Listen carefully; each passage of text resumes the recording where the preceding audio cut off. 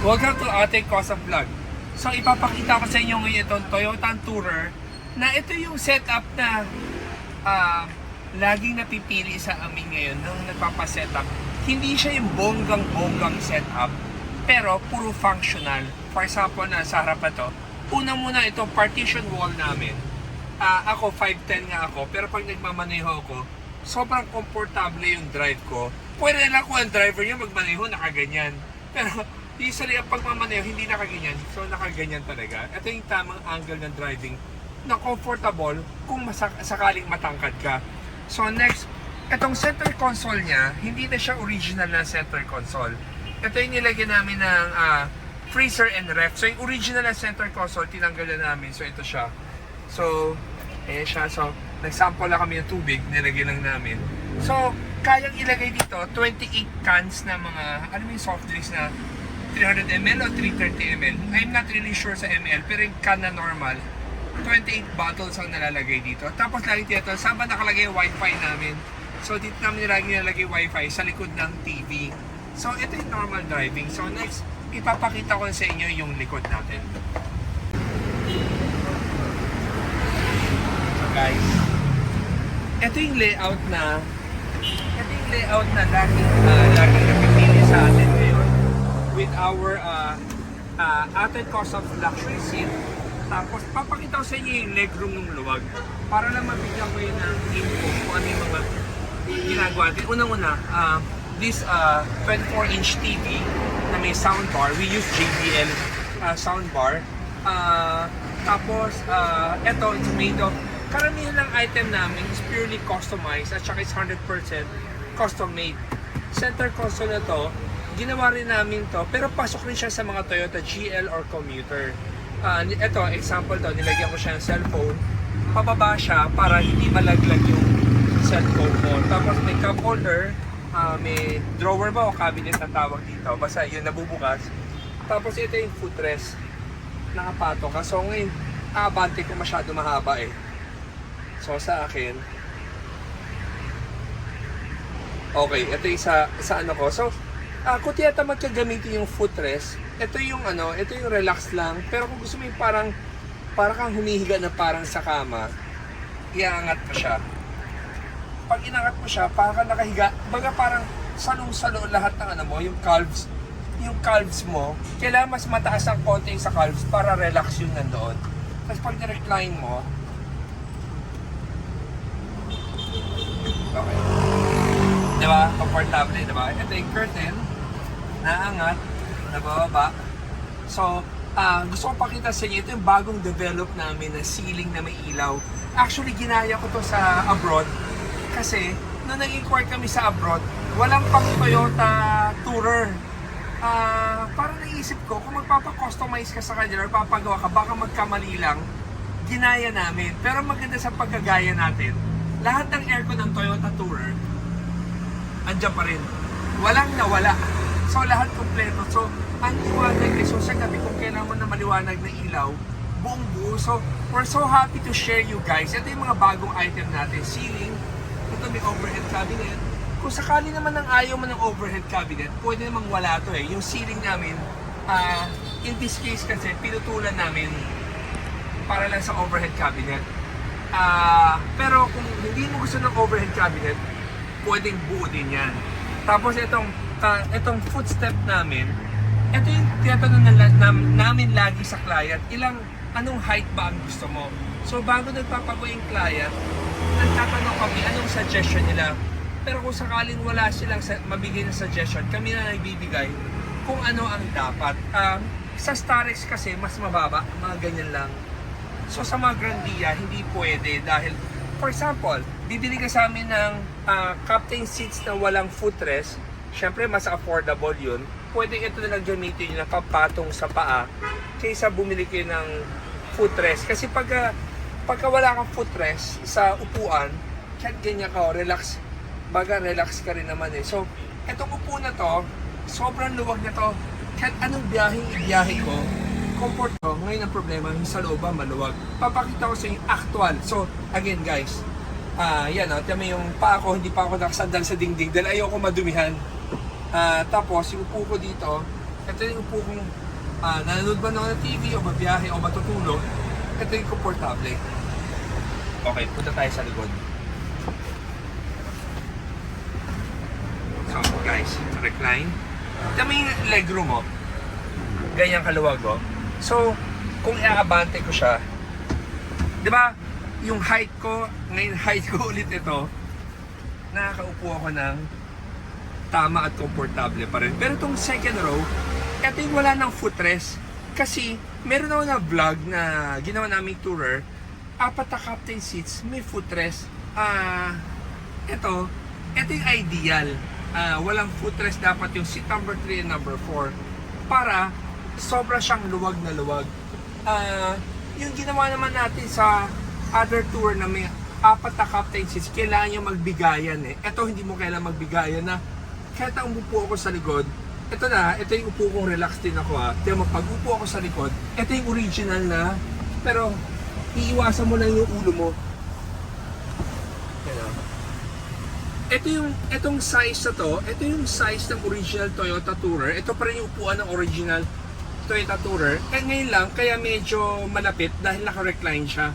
Diba yung original na Toyota Tourer, pag nakaupo ka sa harapan mo, hindi man naka-recline. Pero even though naka-recline ka, pwede. Ngayon, itong setup na to, kailangan mo pala iwasan yung ulo mo para hindi ka mauntog. Yan o, kunyari height ko, hindi ka na makaupo ng tama o medyo naka-slouch ka, kaya pa rin, pero pag mahaba yung biyahe, ang hirap. So, at saka pag nalubak, untog ka na kaagad dito sa ulo to. Okay, regarding this microwave, nakahanap na kami ng formula. Sobrang laking bagay ng EcoFlow. Yung EcoFlow na power, sineparate namin itong power ng microwave na to para lang talaga hindi masira yung battery mo. Kasi ang dami na namin power ginamit dati. Sa dami namin ginamit na power dati, kulang pa. So kulang, baga nasisira pa, gumagamit na kami ng isolator, dual battery, kung ano-ano pa, nagagamit mo, pero hindi katulad ng EcoFlow. Pag meron ka nun, individual, mapapower to. Nga lang, ang mahal ng EcoFlow. So ang microwave is only 3,500. Pero yung battery pack niya is almost 100,000.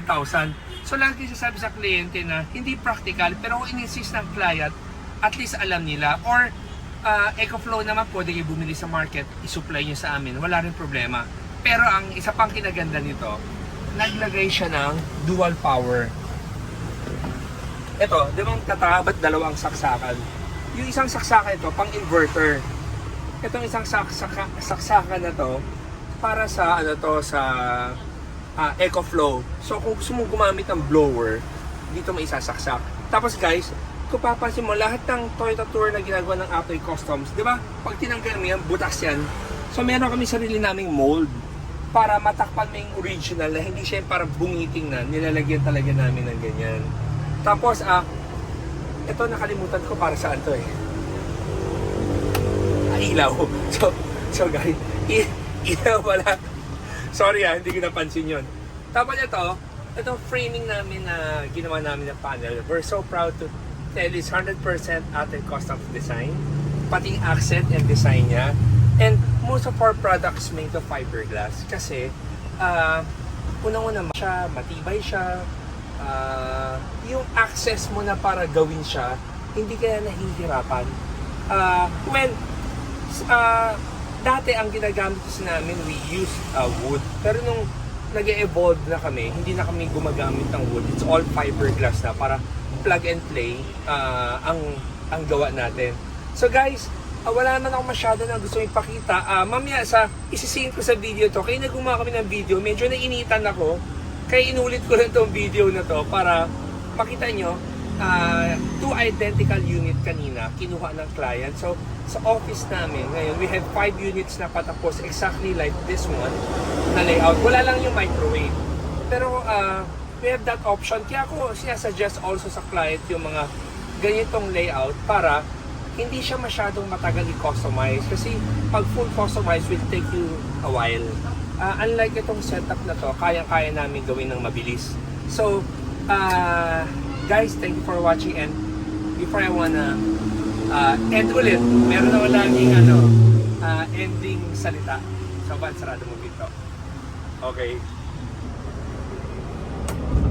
Okay guys, baga in our lifetime, ano ba dapat meron ng isang tao? Dapat meron kang gratefulness, humbleness, understanding. Kasi we need to know all of our talent na binigay sa atin ay hindi atin. It's all by God's grace. So parang if people say, magaling ka or whatever, alam mo, well you have to say thank you, pero hindi mo powers yan eh. Talagang binigay sa'yo. For what purpose? For example, you are in different field. In whatever field you've got pala, you have to always think, ano ba ang gagawin ko sa blessing ko? I think one of the, I wanna share lang, hindi lang ako, pati kayo mga viewers ko, if you are blessed, share your blessings with other people. In so many ways, hindi man lahat pera. So, wag niyo mo misunderstand. So, there's so much things na kindness na pwede mag-gawin. For example, forgiveness. Or, alam mo, tipong, pag tumulong ka, pwede ka tumulong within your turf or within your area. Hindi mo kailangan tumulong sa mga malalayong bagay na para maging in short, help your surroundings. So guys, yun lang gusto sabihin sa inyo. At the end of the day, again, every day is a blessing. I wanna share a simple thought that positively na magiging wanna share positive thoughts sa ating lahat, sa ating mga viewers. So guys, thank you for watching and always remember, Jesus loves you and God bless. Okay guys, punta naman tayo sa second unit. Dalawa kasi itong unit na to, exactly the same na kukunin ng client. So silipin natin yung second unit na.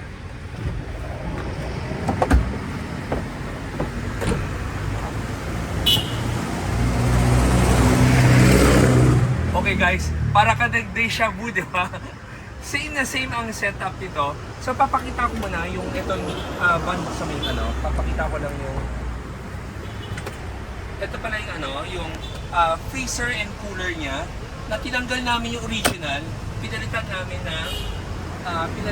ng ganyan. So identical siya. So itong pattern na setup na to, para kami gumawa ng ating customs layout for the tour, para yung mga client na hindi alam ano ang gusto nilang gawin, para hindi na sila mag-isip, may pinapakita na rin kaming unit na exactly the same. So siguro sa ngayon 5 units yung patapos, pero ibang unit pa nagpapagawa sa amin yung tour, exactly the same yung pinapagawa. So same na may footrest, ito pang calves, tapos may overhead cabinet, same thing, may microwave. So guys, huwag sana kayo magsawa sa kanood ng vlog natin, and then yun, dugtong mo na yun.